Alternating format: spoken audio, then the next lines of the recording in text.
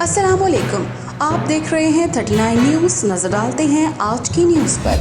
یہ اللہ کا نور ہے اور نور الہی کا مظہر کمال و جمال ہے۔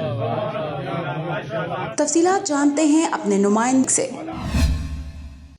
13 رجب یوم ولادت باسعادت حضرت علی کرم اللہ وجہہ کے سلسلے میں مرکزی امام بارگاہ شاہ نجف لاکورنو میں ایک شاندار تقریب کا اہتمام کیا گیا۔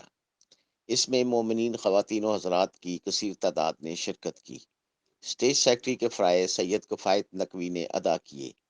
مقامی ذاکرین نے مولا علی علیہ السلام کی شان میں قصیدہ خوانی کی۔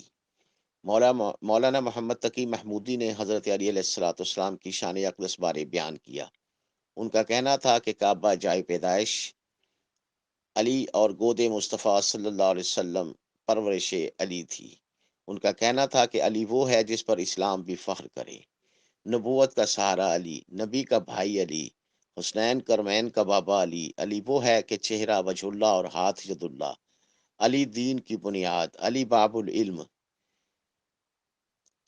اس تقریب میں دیگر ذاکرین کے علاوہ مقامی لوگوں نے بھی اپنے اپنے کلام سے لوگوں کو مستحقین کیا۔ بعد میں لنگر بھی تقسیم کیا گیا۔